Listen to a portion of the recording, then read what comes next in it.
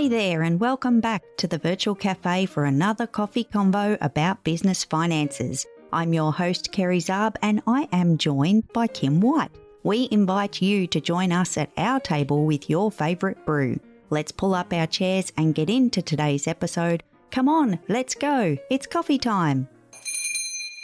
Welcome back, Kim. Hey, Kerry. What are we going to talk about today, Kim? Whatever you tell me, Kerry. Aw. That's not how this goes, Kim. I don't feed you the information. Let's be very clear. I'm a hot mess today, so let's just say that out loud, Kerry.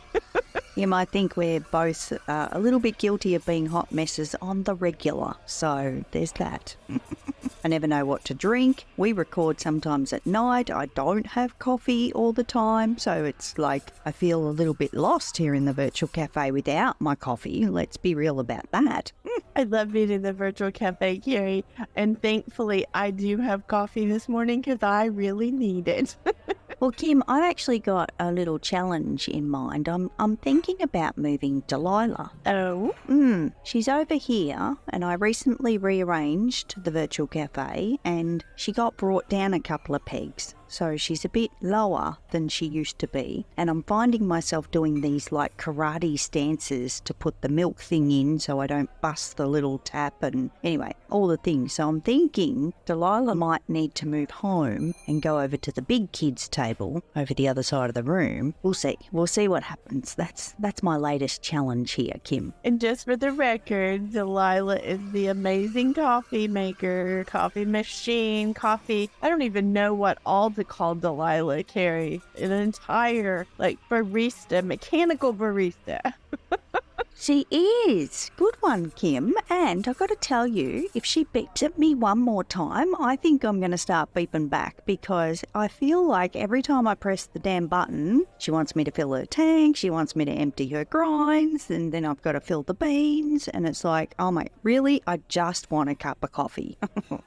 All the things. So, yes, that's Delilah. Anyway, so Kim, we are back again to talk about debunking the business finances, and today is maybe a little bit of scaling the digits and what that can look like, and we kind of want to quickly pull it apart because maybe we've got other things to talk about as well. We'll see how we go. So, Kim, you have a saying that is multiplying mess. I do, Kerry. This is like a very soapboxy thing, and I'm trying to be really good, Kerry, because I've done it so many times. Here's the truth. Here's the princess confession. I have done it so many times to scale mess in my life. It's not just business, in my life, thinking, oh, well, I need more of that and it'll work better. And the truth is, if I'm not taking care of whatever it is and I am multiplying the messy, I'm actually not doing a good job. Like, I am not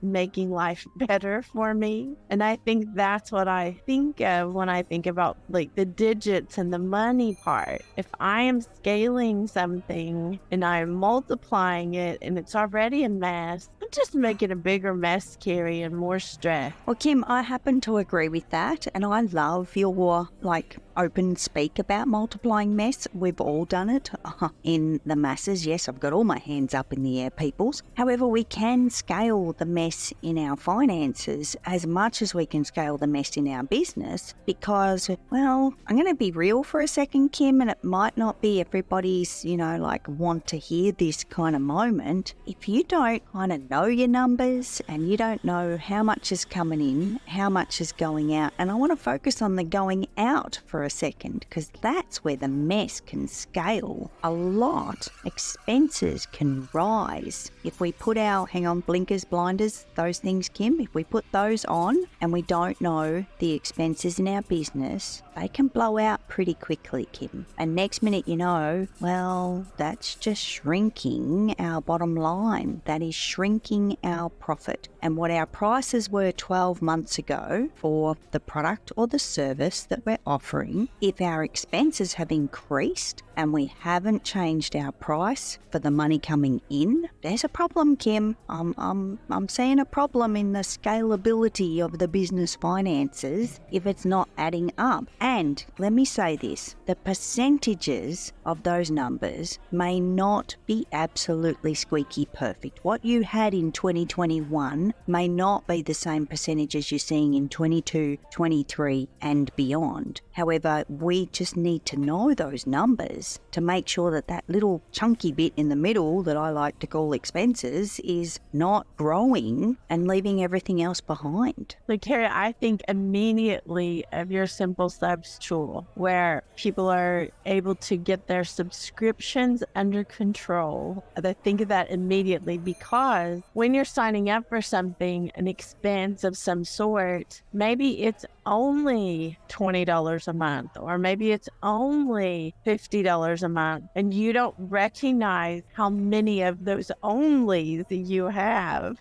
You're scaling how many subscriptions you have, Kerry. And Kim, we spoke about that just a few episodes ago, so for anyone tuning in, hop back to episode 179. It's titled Why Simple Subscriptions, and we unpack that a little bit back there, Kim. But you're right, it is that simple, and it can be that simple, and not by anyone's fault, in the sense of, yes, you're in control, yes, you've pressed the buttons, but the $5 and the $10, they feel insignificant when we're pressing those buttons. And we can scale how many buttons we're pressing really quickly and easily, because let's face it, all that stuff is just so accessible these days. All of our phones are connected to this, to that, and the computer and the auto generate the card and all the things. So I get it. I get how it happens that quickly. We just got to be aware, Kim. We've got to be watching. We've got to be watching ourselves, because we can be the naughty kid that presses all the buttons and does all the things and scales that mess. I think there's lots of ways to scale mess in our numbers, Kerry, and I think that's such a good example. I also feel like scaling the mess of not handling things, like not doing what we need to do weekly or monthly to take care of. I think that scales because of time. Like, those things just keep going whether we go with them or not. I think that's another part to think about with our digits and scaling, is we can scale it by not doing anything, not handling the things we need to handle, and that scales problems also. It does, Kim. You're spot on, and it can be as simple as, something's happened in your business and you've had a hiccup of a moment that your eyes are not on the ball and you're not in control like you were. Perhaps you've fallen off the little wagon. We've spoken about that before, Kim. And getting back on is hard. Getting back into the rhythm of watching the digits and being in control of the finances from one end to the other and all in between. Sometimes it just throws us the curveball, Kim, and we need a little bit of time to get things back in order, get the house back in order, Kim. So, Kerry, what would you suggest being, like, we're talking about scaling, we're talking about our money, we're talking about all that. What would you suggest the red flag is to stop trying to do something or to take care of something? And what would you say the green flag is for when we know we should be scaling something? Great question, Kim. Love being in the princess hot seat.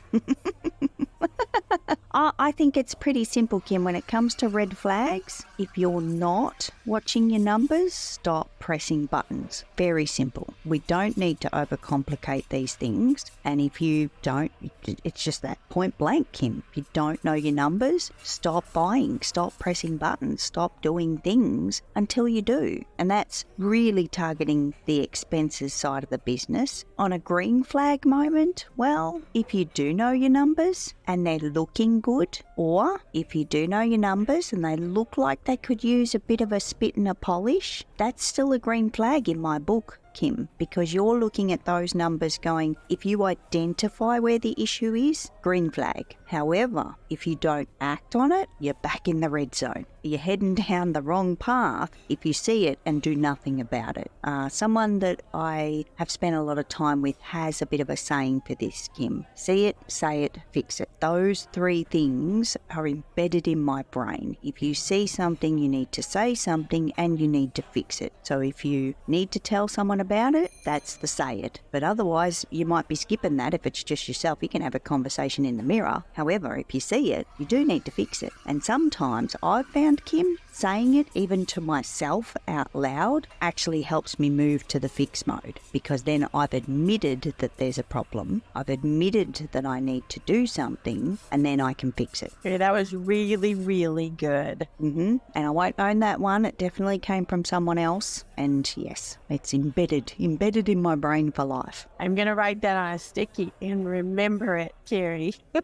See it, say it, fix it. Yep, love it. Thank you, Kerry, for helping with all of this stuff, helping all of us with not making more messes. Well, thank you, Kim, because you always contribute to these conversations every single week without fail, and it's always fun hanging out with you in the virtual cafe. We love being here with you too, Kerry. I'm going to have to go though, Kerry, because you know what? I'm going to go fix some things. Oh, love it. Excellent. Well, Kim, we'll hop out of here. We'll go and fix all our things, and we will see each other next week. Can't wait, Kerry. See you next week. Bye, Kim. Thanks for joining us in the Virtual Cafe. You can follow the show to be notified of future episodes, and if you're enjoying this podcast, we encourage you to leave a rating or personal review. Until next time, happy biz beans to you.